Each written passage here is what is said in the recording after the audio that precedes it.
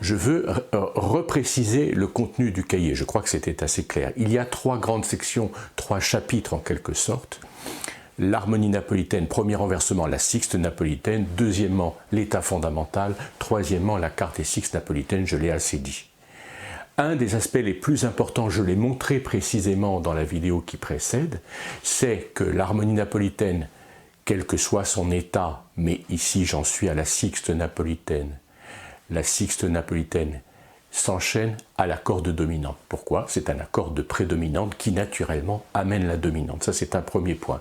Et donc ce que j'ai abordé, ce sont les différentes écritures ici, après la sixte napolitaine, les différentes écritures de la corde dominante. Donc le cas le plus courant, comme je l'ai montré, c'est la corde dominante à l'état fondamental, mais aussi la corde dominante dans son état plus 4, et plus rarement, beaucoup plus rarement, dans l'état 6-5 barré, et encore plus rarement dans l'état plus 6. Donc ça, c'est étudier l'écriture de cet accord de dominante qui succède à l'harmonie napolitaine. Mais maintenant, j'aborde un autre aspect que je développe, et plus particulièrement après dans la deuxième section et la troisième, c'est l'emprunt à l'harmonie napolitaine, c'est-à-dire plus précisément l'emprunt à la tonalité napolitaine. Alors, je ne me répands pas trop en propos trop anticipés. Je m'occupe ici de la sixte napolitaine. Je suis bien en do mineur. J'ai mes 3 bémols à la clé. Je suis en do mineur. Je pars sur un accord de tonique. Je vais arriver ici avec l'harmonie de sixte napolitaine. Cette harmonie va s'enchaîner à la dominante, qui elle-même s'enchaînera à la tonique, peu importe. Ce que je veux montrer, c'est donc non pas l'accord qui suit, mais l'accord qui précède, et ici pas n'importe lequel. Alors on est bien d'accord que l'accord qui précède l'harmonie napolitaine peut être l'accord de tonique ou éventuellement l'accord du 6e degré. Éventuellement d'ailleurs l'accord de tonique dans son état de premier renversement. Ça j'en parle aussi, je ne vais peut-être pas en parler en vidéo, ce serait un petit peu trop long. Mais je peux avoir également, je l'ai dit, l'emprunt à la tonalité de Ré bémol majeur. Voilà, donc je commence ici avec l'accord de tonique, je reprends les bonnes habitudes, 2 notes en bas, 2 notes en haut, donc voilà l'accord de do mineur, voilà l'accord de la bémol majeur, c'est-à-dire l'accord du 6e degré. On est bien d'accord. Mais je peux avoir donc l'emprunt, la dominante de Ré bémol, dominante de Ré bémol, qui est donc la tonalité napolitaine, la dominante, c'est bien l'accord de la bémol majeur, c'est-à-dire la, do, mi bémol, mais cet accord ne suffit pas à être dominante, parce que si je le fais entendre dans un contexte de do mineur, ça n'est certainement pas un emprunt à Ré bémol, c'est simplement l'accord du 6e degré. Pour que cet accord devienne vraiment dominante de Ré bémol, il faut qu'il ait sa 7e. Donc j'ai bien le plus, la sensible et le 7. À partir du moment où cet accord est un accord de dominante, sa tierce do devient la sensible de Ré bémol. Voilà. Alors ici, où va apparaître, je pose la question d'ailleurs, j'y réponds tout de suite, mais enfin, j'invite à y réfléchir un tout petit peu avant, c'est extrêmement simple. Où peut apparaître le sol bémol? Il apparaît bien sûr ici, à la basse. Pourquoi apparaît-il à la basse? Bien sûr, il ne peut apparaître nulle part ailleurs qu'à la basse, parce qu'il y a accord de sixte. Donc l'accord de sixte est introduit par l'accord plus 4. Donc ça, c'est bien l'état fondamental. L'état fondamental devient accord plus 4. La 7e est à la basse.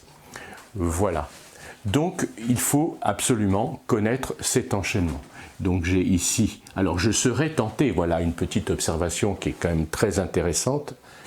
Je ne développe pas trop. J'attire l'attention sur l'importance de ce que je vais dire là, qui a des conséquences plus tard. Donc faisons bien attention à ça. Ici, dans cette section, je la souligne, je l'isole particulièrement. Donc ça n'est plus un 6e degré, cet accord devient une dominante de Ré bémol. On est bien d'accord. Donc cette section est très importante, évidemment, c'est d'ailleurs le sujet que je suis en train de traiter. Si c'était vraiment une tonique et que je m'installais en Ré bémol majeur, à ce moment-là, j'utiliserais l'accord de sixte Fa chiffré 6, Fa chiffré bémol 6, comme tout bon accord de sixte, puisque ce serait une tonique, puisque cet accord de Ré bémol a été introduit par sa dominante, donc c'est bien un accord de tonique, je suis bien tenté, bien sûr, de doubler la sixte. Bien sûr, en tant qu'accord de tonique, je double la sixte, mais je ne vais pas le faire. Je ne vais pas le faire. Pourquoi?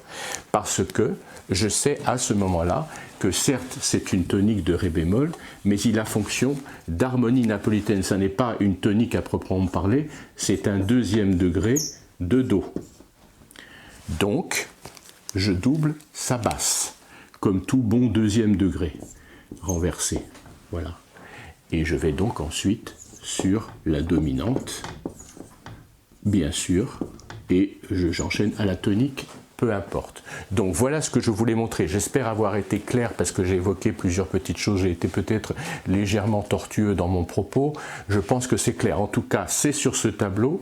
Il faut bien observer ça. Essentiellement, cette section, je ne fais pas trop de gribouillage, c'est-à-dire dominante de Ré bémol qui est certes tonique passagère, mais qui en fait a une fonction de deuxième degré, donc double sa basse. C'est ça qui ici est très important. Et en cela, il est bien prédominante, il s'enchaîne donc à la dominante telle que nous l'avons vu. Voilà ici une première chose.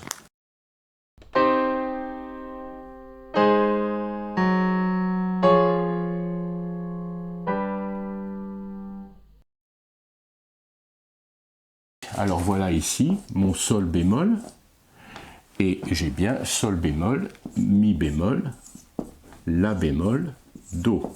Donc accord plus 4. Cet accord plus 4 s'enchaîne à un accord de sixte bémol 6, mais qui, contrairement à un vrai accord de tonique, ne doublera pas la sixte, mais sa basse. Donc voilà ma doublure de basse. Voilà mon écriture. Ce que je voulais dire, c'est que je peux avoir ici ce que j'ai montré dans la vidéo précédente, c'est-à-dire non pas Fa, Sol, mais Fa, Fa. Donc le Fa sera plus 4. On se souvient bien, il faut se reporter à cette vidéo précédente. Finalement, que va-t-il se passer? Cet accord plus 4, à son tour, descend vers l'accord de sixte, de Do mineur. Voilà. Et j'ai donc, c'est très important, et en ça je rappelle ce que j'ai montré dans le prélude de Bach, on avait plus 4, 6, plus 4, 6. Donc, le voilà ici à nouveau. J'ai ici deux fois la même chose, plus 4, 6, plus 4, 6. Et, chose très intéressante sur un plan, je dirais, pédagogique de compréhension profonde des choses, certes, je me répète en disant ça, certes, c'est un enchaînement dominante tonique en Ré bémol, et c'est un enchaînement dominante tonique en Do mineur. En Do mineur. Mais on remarque que dans ce cas, c'est la vraie tonique de la tonalité générale, donc elle double sa sixte, tandis que cette tonique est une tonique passagère et elle double sa basse. Voilà, c'est pourtant le même accord de sixte qui a ici temporairement fonction de tonique. Mais c'est une tonique, pardon, je me répète, j'exagère, qui est deuxième degré, qui est prédominante, donc elle double sa basse.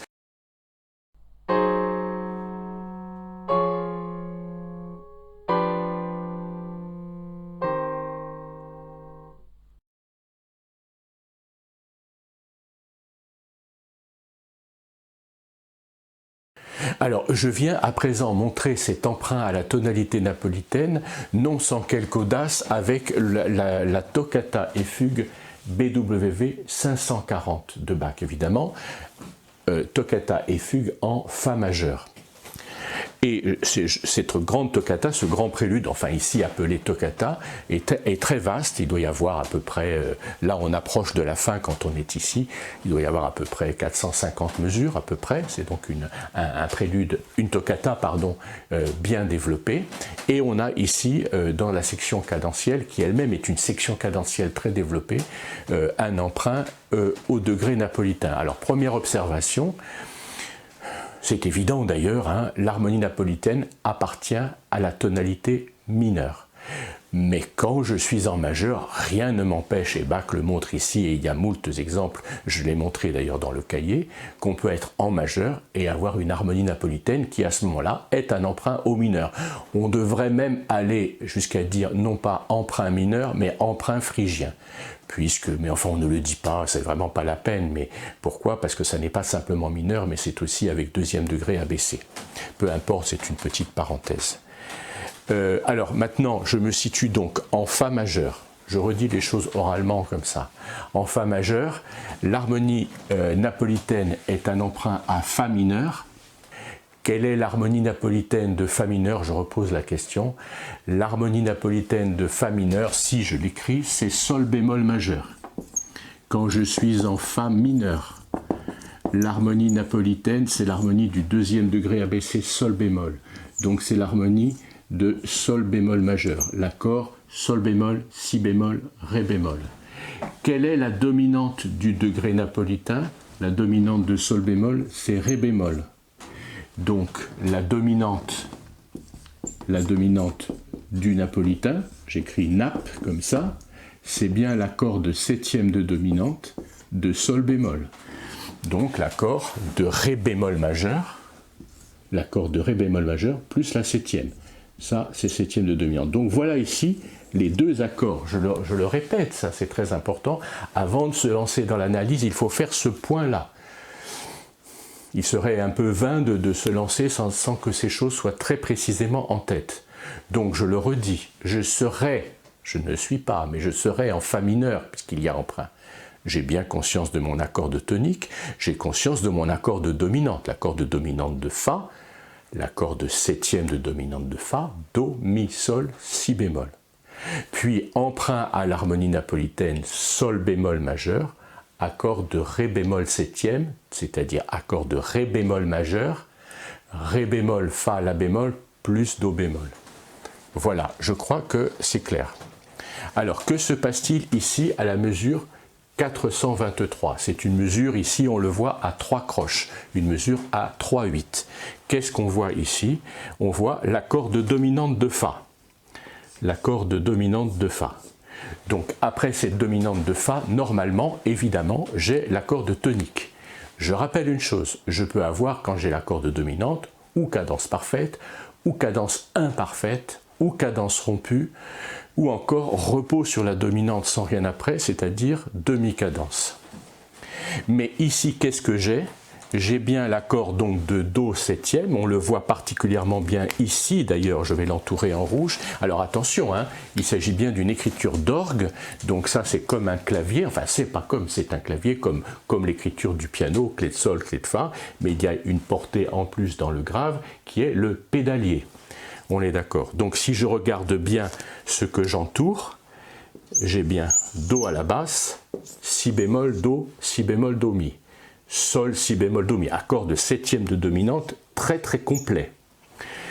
Et qu'est-ce que j'ai? J'ai l'accord de Do et j'ai tout de suite après l'accord de Ré bémol majeur. Donc on passe, pardon j'ai du mal à l'exprimer, c'est très très simple, on passe de l'accord de Do à l'accord de Ré bémol, c'est-à-dire que l'accord dans son ensemble se hausse d'un demi-ton. C'est quand même très très intéressant, on va trouver ça dans des harmonies entre guillemets, je n'aime pas le mot, c'est un peu ridicule, avancées, c'est-à-dire des harmonies du 19e siècle chez Chopin, on les trouve comme toujours, je reviens toujours à ma sempiternelle observation, c'est que tout ce qui est avancé au 19e siècle, voire encore à la fin du 19e siècle, on le trouve finalement toujours chez Bach.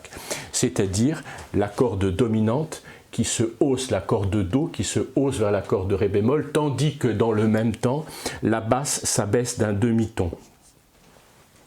Donc, j'ai bien cette harmonie ici, je vois bien l'accord de Ré bémol majeur, Ré bémol, Fa, La bémol, c'est bien l'accord de Ré bémol majeur, et qu'est-ce que j'ai à la basse? J'ai le Do bémol, donc cet accord est bien un accord plus 4. C'est-à-dire un accord plus 4 qui emprunte à Sol bémol. Et en effet, le Do bémol descend vers le Si bémol chiffré 6, mais pas n'importe quel 6, bémol 6, c'est-à-dire harmonie napolitaine. Nous retrouvons ici notre enchaînement dominante du ton napolitain, accord plus 4, enchaîné à l'accord premier renversement, accord de sixte. Nous voyons bien ici ces deux éléments. Et en effet, je regarde à nouveau la partition, j'ai bien le Do bémol avec l'accord de Ré bémol, et la main gauche fait entendre l'arpège, un arpège brisé, c'est-à-dire un zigzag comme ça, qui n'est autre que l'arpège de Ré bémol. Ré bémol, Fa, La bémol, Ré bémol. Ces trois notes, voilà.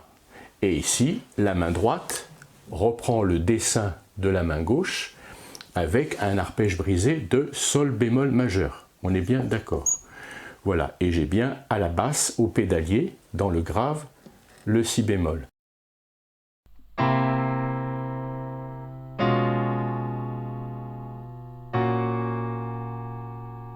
Donc j'avais un peu comme intention, mais je ne vais pas le faire parce que c'est vraiment long, ça dépasse le cadre de ces clés de lecture, ça serait intéressant de faire une analyse exhaustive de ça.